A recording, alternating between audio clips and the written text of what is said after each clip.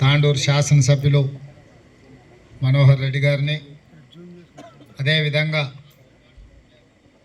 Pradesh Congress party Kodangal Tandur నియోజకవర్గాల ఇన్ఛార్జిగా ఫహీం ఖురేషీ గారిని నియమించి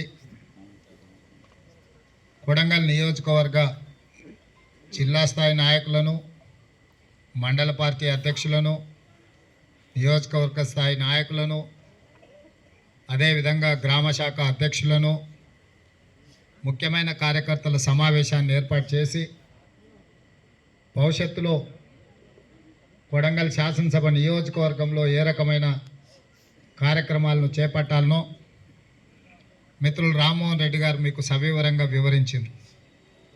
ప్రధానంగా ఈ కార్యక్రమానికి కారణం అమిత్ షా గారు పార్లమెంటులో డాక్టర్ బాబాసాహెబ్ అంబేద్కర్ గారిని అవమానించే విధంగా, మహాత్మా గాంధీ గారిని హత్య చేసిన వాళ్ళను ప్రోత్సహించే విధంగా వారు ప్రసంగం చేయడంతో ఈరోజు ఈ దేశంలో మనం స్వేచ్ఛను, స్వతంత్రాన్ని ఈరోజు మనం అనుభవిస్తున్నామంటే శాంతియుత మార్గంలో మహాత్మా గాంధీ గారు స్వతంత్ర పోరాటాన్ని నిర్వహించి కోట్లాది, ప్రపంచంలోనే వందలాది కోట్ల మందికి శాంతియుతంగా ఎంత పెద్ద యుద్ధాన్నైనా జయించవచ్చు అని నిరూపించి భవిష్యత్ తరాలకు ఆదర్శంగా మహాత్మా గాంధీ గారు నిలబడ్డారు.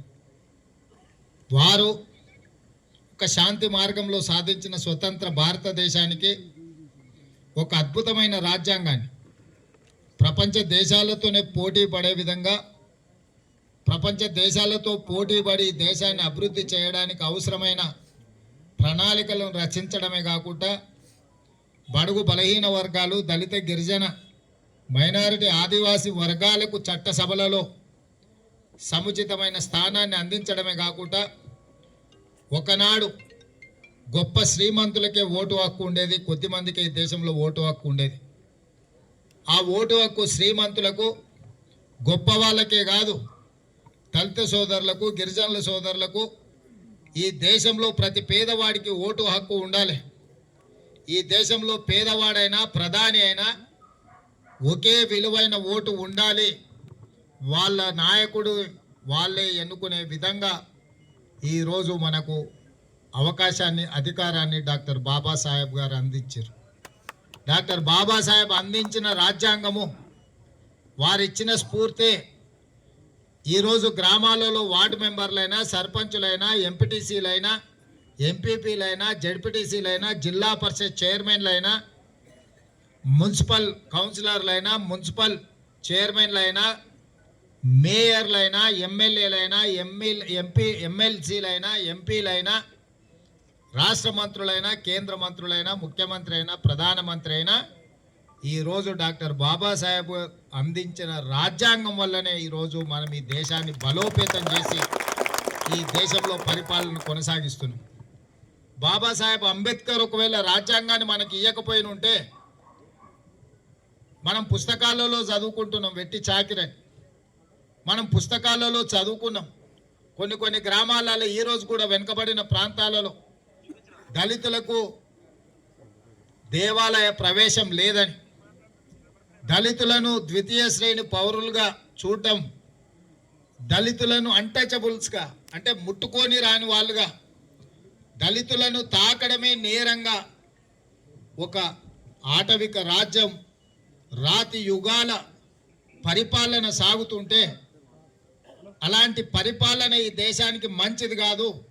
దళితులు, గిరిజనులు, ఆదివాసీలు, మైనారిటీలు మనతో సమానము, మనమందరం మనుషులము, మనమందరం కలిసి ఉండాలి, మనుషుల సహజీవనంతో సమయనంతో మనం ముందుకు సాగాలి అని బాబాసాహెబ్ అంబేద్కర్ గారు మనకు రాజ్యాంగాన్ని ఇవ్వడంతో ఈరోజు మనం అందరం ఎవరి ఏ కులమైనా ఈ వేదిక మీద, లేకపోతే ఇక్కడున్న వాళ్ళందరం, ఈ సమూహం అంతా మనం అందరం కలిసిమెలిసి కూర్చున్నాము అని అంటే ఈ సామాజిక పరివర్తన డాక్టర్ బాబాసాహెబ్ అంబేద్కర్ గారు అందించిన స్ఫూర్తి. అలాంటి డాక్టర్ బాబాసాహెబ్ అంబేద్కర్ కనిపించని దేవుణ్ణి ఎట్లా మొక్కుంటున్నామో మన కళ్ళ ముందు వన్ సైడ్ ఉంటుందని ఈయన ఒక దిక్కు పోయాడు. ఇట్లా తల ఆయన ఈయన కలిసి 8,000 తక్కువైంది లెక్క. కానీ మన అదృష్టం ఏం పోలే. ఎమ్మెల్యే పోతే ఎంపీ ఇచ్చిండు దేవుడు. ఎంపీ ఇస్తే పిసిసి ప్రెసిడెంట్ వచ్చింది. పిసిసి ప్రెసిడెంట్ వస్తే ముఖ్యమంత్రి వచ్చింది. పరమానంద శిష్యులను చూసి ఉంటారు కదా, వాళ్ళు ఏదో చేయబోతే కూడా ఏదో పరమానంద శిష్యుల కథ సినిమా చూడు. వాళ్ళు ఏది వాళ్ళ ఉద్దేశం చెడు ఉండదు, మంచోళ్ళే ఉంటారు. ఏదో అనుకొని ఏదో చేయబోతే ఏదో అయితే కానీ చివరికి మంచి అవుతుంది. అట్లనే మనకు కొంతమంది ఏదో అన్యాయం చేస్తున్నాం, రేవంత్ రెడ్డిని దొక్కేస్తున్నాం, అర్ధరాత్రి తలుపులు ఎరగొట్టి పోలీసులు పట్టుకపోయి లోపలైతే ఇక రేవంత్ రెడ్డి ఖతం అయిపోతాడు. రేవంత్ రెడ్డిని బంధించినాం అనుకోరు. ఏమైందా? దేవుడు మన దిక్కు ఉన్నాడు, ఎంపీని చేసిండు. ఎంపీ అయినందుకు కాంగ్రెస్ ప్రెసిడెంట్ అయినా, కాంగ్రెస్ ప్రెసిడెంట్ అయినందుకు ఇలా తెలంగాణ ముఖ్యమంత్రి అయింది. తలుపులు ఇరగొట్ట ఫలితం అనుభవించారు. మన ముఖ్యమంత్రి అయిన రోజు రాత్రి ఒక ఆయనకు నడువులు ఇరిగినాయి. దేవుడు అది చూపించండి, ఇది చూపించండి. అందుకే ఇవాళ మంచి కార్యక్రమాలు చేసుకుందాం. మీ అందరు గ్రామాలలో కూడా ఇప్పుడు సంక్షేమ పథకాలు కావచ్చు, రేపు స్థానిక సంస్థలు కావచ్చు, ఏవైనా కలిసికట్టుగా మండల స్థాయి నాయకులకు అందరికీ, ముద్దపన్నకు అందరికీ, రఘుకు, విజయ్కి అందరికీ నేను చెప్తున్నా, కలుపుకోపోండి. మీరు నాయకులు, కార్యకర్తలు కోపంలో తాపంలో సార్ కలుపుతలేడు మీరన్నా గలవరా అని అంటే ఇక సార్ కలవద్దు మేమెందుకు కలవాలని మీరందరూ అడిగిన అట్లా అంటే కుదరదు. ఒకవేళ మీకు ఏమైనా కష్టమైతే రాజు అందరిని పట్నం తీసుకురా, నేనే కలుగుతా. అర్థమైంది? అసెంబ్లీ నడిచినప్పుడు వస్తే లోపల మంచిగా భోజనం పెట్టించి, నేను మండల నాయకులకు కూడా చెప్తున్నా, ఈసారి అసెంబ్లీలో ప్రతిరోజు ఒక మండలం వాళ్ళని, మండలానికి 2 బస్సులు పెట్టి 50 మంది 100 మందిని ఆడికి తేరి అసెంబ్లీ చూపిరి, అన్నం తినిపిరి, మన కథాడు ఎట్లా నడుస్తుందో అందరికి చూపిరి. వచ్చే అసెంబ్లీలో ప్రతి మండలానికి నేను వెంకటరెడ్డి గారికి కూడా చెప్తున్నా, అధికారికి, మండల నాయకులకు కూడా చెప్తున్నా, వచ్చేసారి అసెంబ్లీ జరిగేటప్పుడు ప్రతిరోజు ఒక మండలం నుంచి మేము కార్లలో వస్తామంటే కుదరదు. అందరికి ఏసీ బస్సు పెట్టుకుని బస్సు ఎక్కించుకోరు. ఒక బస్సు అయితే ఒక్క బస్సు, 2 బస్సులు అయితే 2 బస్సు. చక్కగా అసెంబ్లీకి రండి, అసెంబ్లీలో పాస్ ఇప్పేయండి, అసెంబ్లీ ఎట్లా నడుస్తుందో చూపిరి, మన తడాక్ ఎట్లున్నదో కొడంగల్ తడాక ఎట్లున్నదో అసెంబ్లీలోనే అందరికి భోజనం పెట్టించి అసెంబ్లీ నుంచి పంపేరి. అన్ని మండలాలు ఇప్పుడు 8 మండలాలు అయినాయి. 8 రోజులు వచ్చేసారి అసెంబ్లీ 8 రోజులు పెడతా, రోజుకో మండలం ఉండు రాండి అక్కడికి. మనకి అసెంబ్లీ మనం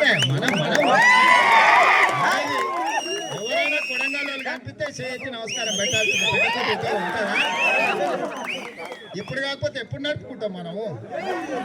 ఇప్పుడు నడుపుకోవాలి కదా. కొడంగల్ కార్యకర్త అయినా ఎవరైనా చేతులు ఎత్తి నమస్కారం పెట్టాల్సిందే సార్కు దగ్గర వాళ్ళని, లేకపోతే వాళ్ళు ఉద్యోగం ఎంచుకుంటుందా? అందుకే మీరందరు ధైర్యంగా ఉండండి. చిన్న ఇక్కడ షోలు అక్కడిక్కడ అప్పుడప్పుడు షోలు అక్కడిక్కడ అయితే పాడైతే ఓసారి పాడు చేసుకున్నాం. దేవుడు మన పక్క నుండి మాది మంచిగా జరిగింది.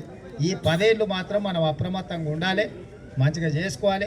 10 ఏళ్ళలో ఈ ప్రాజెక్టులు అన్నీ పూర్తి చేసి ఎవరైనా కొడంగల్ చూసి రావాలి, కొడంగల్ లాగా చేయాలని పోటీ పడేటట్టు చేస్తా. ఇప్పుడు ఏదైతే జై భీమ్, జై బాపు, జై సంవిధాన్ కార్యక్రమంతో పాటు రేపు స్థానిక సంస్థలలో కూడా సరిగ్గా వ్యవహారం చేయాలి. గ్రామాలలో ఒకరికి ఎంపీటీసీ వస్తుంది, ఒకరికి సర్పంచ్ వస్తుంది. ఏది కాకపోతే ఆ మంచికి చెడ్డకి నేను ఉండనే ఉంటా. ఏదైనా ఉన్నా అందరినీ కాపాడుకుంటా. నేను ఎవరేమో అధైర్యపడాల్సిన పని లేదు. ముఖ్యంగా పిల్లల చదువులు, చదువుకున్న వాళ్ళ ఉద్యోగాల మీద దృష్టి పెట్టుర్రి. మీరు పిల్లలను చదివించుకోకుండా చదువుకున్న పిల్లలకు ఉద్యోగాలు ఇప్పించుకోకపోతే ఇంకా తర్వాత ఎవరు రారు. నేను మీకు చెప్పేది ఒకటే, మీకు కష్టమైన నష్టమైన పూట తిన్నా తినకపోయినా పిల్లలను చదివించుకోరు. చదివించుకున్న వాళ్ళకు ఉద్యోగాలు ఇప్పించే బాధ్యత నాది. మనం లగచర్ల దగ్గర చెక్కుల భూములలో మంచి ఫ్యాక్టరీలు, పెద్ద కంపెనీలను తెస్తాం. పెద్ద కంపెనీలు, ఎన్నడూ ఊహించని కంపెనీలు కొడంగల్కు తెచ్చి పెట్టుబడులు పెట్టించి మీకు అందరికీ ఉద్యోగాలు ఇప్పించి మన జీవితాలను, మన తలరాతను మార్చుకోవడానికి అవసరమైన కార్యక్రమం తీసుకుందాము. మన తలరాతలు మారే సందర్భంలో వాడు వీడు నక్షత్రకుడు జమై ఎవడన్నా అట్లా ఇట్లా చేయాలని ప్రయత్నం చేస్తే మాత్రం దాటిని క్షమించకండి. ఏదునో ₹1 ఎక్కువ భూమి పోయినప్పుడు దుఃఖం ఉంటుంది. ప్రభుత్వం మన ఉంది సంతకం పెట్టి 1 లక్ష ఎక్కువ వస్తుందా? 1 లక్ష ఎక్కువ తీసుకుందాము, ఏముంది? ఏం ప్రభుత్వంలో పైసలకు తక్కువ ఉన్నాయా? ఇచ్చేటప్పుడు నేను లేనా? ఉత్తప్పుడే ఇచ్చినా కదా నేను ₹1,00,000. ఇప్పుడు ప్రభుత్వం నుంచి ఇవ్వడానికి ఏం ప్రాబ్లం ఉన్నది? ఏదన్నా ఉంటే మంచిగా నష్టపరిహారం ఇచ్చి మంచిగా అభివృద్ధి చేసుకుందాం. కలిసికట్టుకు ఉండండి. నేను చెప్తున్నా, ఒక ఆయన అంటున్నాడు, అయ్యా లగచర్ల గుడిరాపు సూతమని. వచ్చేసారి ఈసారి లగచర్లలోనే మీటింగ్ పెడతాం. వచ్చేసారి